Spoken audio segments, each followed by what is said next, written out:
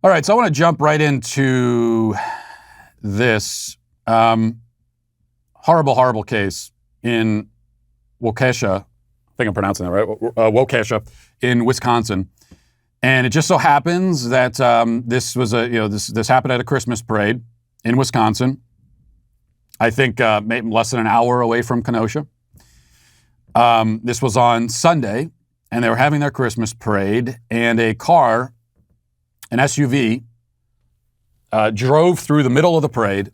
And as of the last time I checked, before we started filming, the death toll now is 5, with more than 40 people injured, many of them kids, because these were kids who were in the parade, dancing and singing, all that kind of stuff. And this car just goes right through the parade and keeps on driving.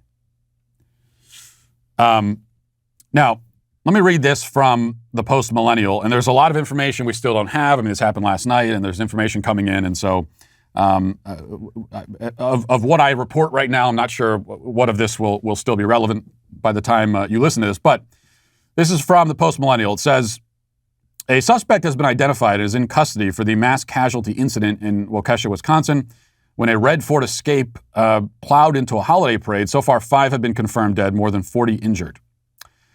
According to court documents, 39-year-old Daryl Edward Brooks has been arrested as a suspect in the incident. Brooks is a career criminal with multiple priors and was released from jail 2 days prior to the incident after posting a $1,000 bail for 3 misdemeanors and 2 felonies. $1,000 bail.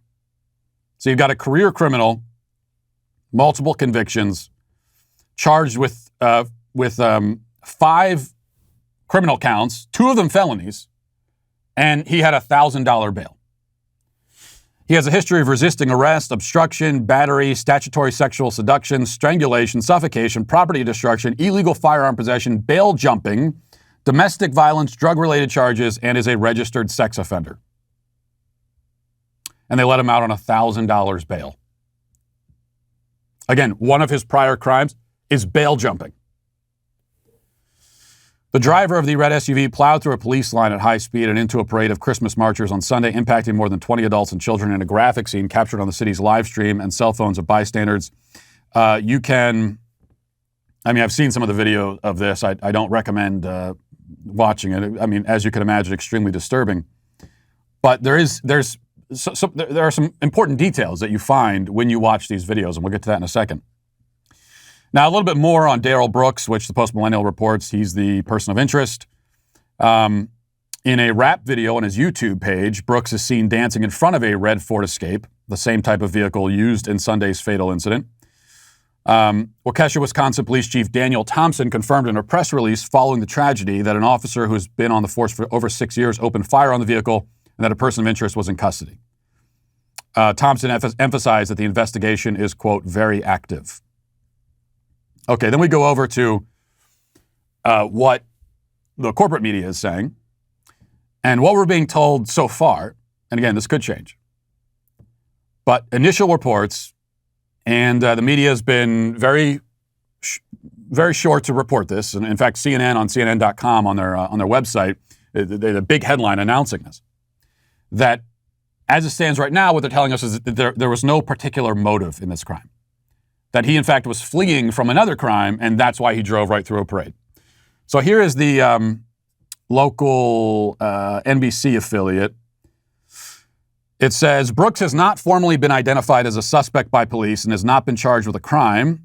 The motive behind the incident remains unclear. Earlier on Monday, a law enforcement official said investigators are examining whether the person of interest in this case may have been fleeing from a crime when he sped into the parade goers. The investigators were questioning a person in custody about that incident, which the official described as an altercation involving a knife. The official, who cautioned that the investigation was still in the early stages and was continuing to develop, could not discuss the investigation. So that's what we're being told. Yeah, the headline on CNN says, suspect in parade tragedy may have been fleeing another scene. Okay. So a few things here. And we should also mention that Daryl Brooks is a black man. Okay, and that's relevant because it might speak to why we can't necessarily trust what the media tells us. All right, We know Las Vegas, that was a white guy in Las Vegas, but over 50 people were shot and killed years ago. And to this day, we've never been told why he did it. Almost every other mass shooting, mass killing in recent memory, we've got a pretty good idea of the motive. They tell us like almost right away. Years later with Las Vegas, they never told us the motive. I'm wondering if it'll be a similar thing with Waukesha. I wouldn't be surprised if 2 years from now, people are saying, hey, remember that thing that happened when the guy plowed through a parade and killed a bunch of children? Why did he do that? Whatever happened with that? I would not be surprised if the same thing happens here. Because already, the early narrative, what they're trying to convince us is that this was, I guess, basically unintentional and that he was trying to flee the scene of another crime. Now, in terms of sentencing, it really shouldn't make a difference because if this was intentional, he was trying to kill a bunch of people, or if this was callous disregard for human life and he didn't care if he killed a bunch of people, either way, it should be a death sentence. It should be an eye for an eye sentence where you strap him down on the road and then a parade of cars runs over him until he dies. That's what I believe in. Now, as it happens in Wisconsin, they don't have the death penalty anymore, as far as I know, but it should still be life in a cage, never leaving ever again, regardless of the motive, given how many people died. But even so, was this intentional? He was just trying to flee the scene of another crime? I don't believe that for a second. And I get very suspicious when I hear a motive like that proposed as a possibility, in that there's really no motive. Because you can see the video. It is very clear in the videos that he is intentionally targeting people. I mean, the car turns so that he hits more people. Now, if you're fleeing the scene of a crime, you're just trying to get away, and let's say you don't really care that much if you hit people, but your main motivation is you want to get away from the cops. Well, for one thing, you'd probably go around the parade, just for the sake of going faster. You go around it. But also, you would start honking your horn. You would try to steer around people. Again, even if you don't care about their lives, it's going to let you go faster if you don't hit anybody. So it just doesn't make any sense. He never honks his horn, never announces that he's coming, makes no attempt to go around anybody. He goes through multiple intersections and never turns. And yet we're being told that potentially he was just fleeing the scene of another crime. I don't believe it. I don't buy it. Now, what we know is that this person of interest is a black man, and there are indications, there are reports that he was, at a minimum, a BLM supporter, and he appears to have rap videos where he's got a lot of anti-white rhetoric and that sort of thing. So you have to wonder, did that have anything to do with this? Was he at all motivated? I mean, is it a coincidence that this happened only a few miles away from Kenosha? A couple of days after the verdict? Is it just a coincidence that the verdict happens and then apparently a BLM supporter plows through a parade of mostly white people? It could be. It could be. But I don't believe the initial narrative. I'll just tell you that. I personally don't believe it. It doesn't make any sense. It does not pass the common sense smell test. And the problem is, now, let's just say that there is some element of, and it could be a combination of these things. I mean, it could be he's fleeing the scene of a crime. He figures his life is over anyway, sees a crime of opportunity here, might as well take out some people, so there could be a combination of that kind of motive. I don't know. But the problem is that, let's just say, theoretically, hypothetically, that there is at least some element of motive here, and that he was targeting these people, as he really appears to be doing in the video. And that he was spurred on in that direction by a lot of the misreporting and the false narratives in the media. Well, if that were the case, then we'd be relying on the media to tell us that it's their fault, partly, that this happened. I don't trust the media to tell me that. So we're in a position with this case that we're probably going to be Las Vegas. We're never going to know the truth. Because whatever the media tells me about this, I can't believe it. I don't trust it. I do not trust what you're telling me, corporate media. You know, if the reality of this case is extremely inconvenient for you and your narrative, I don't believe that you will tell me. And then when they're insulting our intelligence early on by saying that potentially he was just fleeing the scene of a crime, give me a break. And of course, we know that, reverse the races here.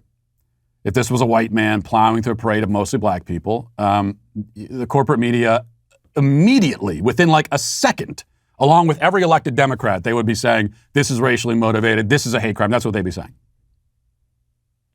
I'm not even saying that because I don't know. What I'm saying is that to me seems like at least a possibility. And the story they're telling us early on doesn't make sense to me, and I don't believe it.